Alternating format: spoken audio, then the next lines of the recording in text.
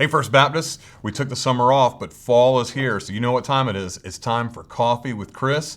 Today, we've got Pastor Jon Kendrick with us, who's new to the staff.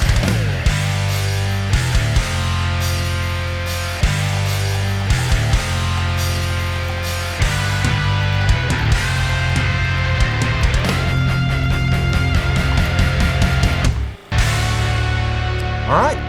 So a lot of things have happened over the summer, but one of the cool things happened right before the end of the spring, really, is we added Pastor Jon Kendrick to our staff. He's part of our executive team. He's actually the pastor for business administration, and so oversees facilities and our finances and works with our Kids First Preschool and a number of other things, and just really kind of growing into the role, but brings a tremendous amount of expertise. And so, Jon, I wanted to take this opportunity. A lot of our folks already knew you because there was a time in our past when you were a member here, and actually were chairman of the deacons at once, but the Lord led you off down some other paths for a while, and so we're really excited to have you back. And so I thought for our members, those who don't know you, we could have an introductory time, and just for those who haven't seen you in a while, kind of give us an update on your family and those types of things. So we'll just start off, just kind of tell us your story, man. How'd you come to faith in Christ? Tell us where you grew up. I know you're a product of the area, but just tell everybody, about growing up in our area and how you came to faith in Christ. I'd be happy to. Jacksonville native, Jacksonville area, born at the old Baptist Hospital downtown. Raised at Jacksonville Beach. My dad was a pastor, was a church planter before that term was common, Neptune Baptist Church. Spent first 14 years of my life there, then moved to Orange Park when Orange Park was the dog track and not much else. It was an adjustment coming from the beaches.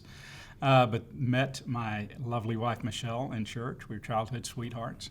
Came to faith at an early age. Having been raised in the church, I heard the gospel every Sunday night, every Wednesday, heard it at home, family devotions. So my parents lived the gospel. And I realized I needed it. I needed that good news that Jesus offered, that I was a sinner, that I needed the sacrifice and grace the sacrifice he made for me and the grace and mercy he offered. So came to that decision. Obviously, probably sowed a few wild oats, as you might say that, as I grew up, but reconfirmed that as a young man that God had definitely saved me. So, but again, grew up in church, met Michelle there, ended up going to University of Florida, go Gators, got a degree there, went in the Coast Guard, served several terms of active duty, served in the reserves, kept getting called up. And carved out a career primarily in human resources in several different industries. So moved away with the service, came back and settled in Orange Park. 3 daughters, beautiful girls, all married now, up to 7 grandchildren with one more coming in December. So life is good. God has blessed us greatly. As Pastor Chris said, we were at First Baptist Middleburg before, active in teaching as a layperson, and felt God calling me to ministry. So under the leadership of the church and very good relationships with the staff that is still here many years later.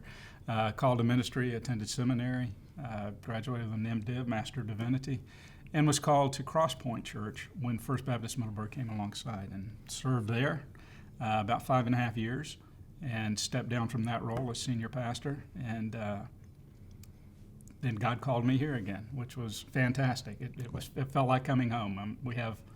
We consider a couple of churches our home churches, and First Middleburg is definitely one of them. So coming back and reacquainting and renewing friendships and just fitting right into the staff here, it's been a great opportunity. That's awesome, man. So your dad was actually the pastor at First Baptist Orange Park, right? He was. And they've served there for a number of years, right. And so he really has grown up in the area. He actually went to high school with my administrative assistant, Sandra Ross, who's been here for a number of years and a vital part of our church. And so that means you also went to high school with my uncle.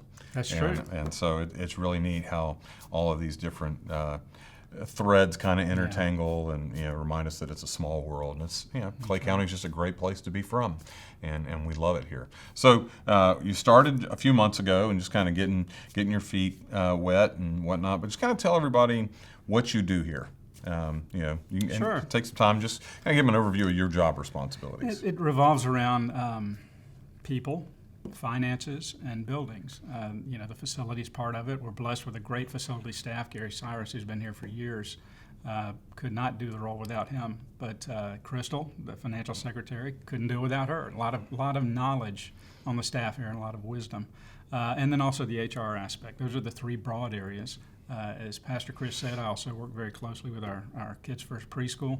And then just as needed, pinch hitting on Wednesday nights, Sunday mornings, things like that. Doing some teaching because I love to teach. It's my primary spiritual gift, so looking for more opportunities there.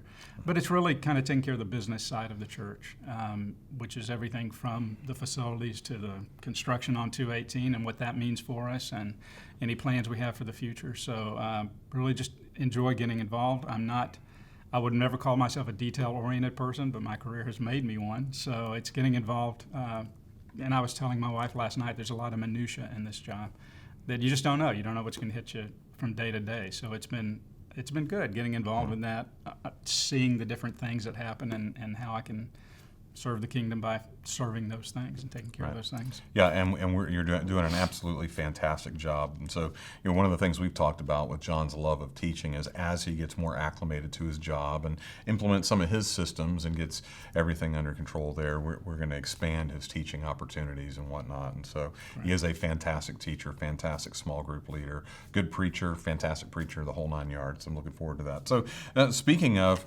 all the things that are going on, everybody drives by our church and sees what's happening on 218. So kind of give us an update there. What's going on, and what do we hope is, or what's going to be the end result for our church once the state, the county finish that construction? Yeah, I am trying to schedule a meeting with a project manager right now. It may happen today. It may be next week, but he's going to give me an update. The last time I spoke to him, the rain had really impacted their progress with all the rain we've had and continue to have. So last he thought they might be finished with 218 was late October. I'm sure that's pushed back a little, but hopefully I'll have an update next week, and we'll certainly share it with you all. Once the work on 218 is finished, we can begin with our access, our ride in, ride out, that we have separately contracted, set aside the money for. We're good to go as soon as we can. So we're going to try to time those things very closely together, so when they're finished, we can immediately start our ride in, ride out. But right now, it's kind of contingent on weather and when they can get the project finished. Right. And so ride in, ride out, we're going to have a new entrance. We're going to have a but new you're only going entrance to be able to use it from one direction. So if Right. you're coming, that'd be, I guess that would be west.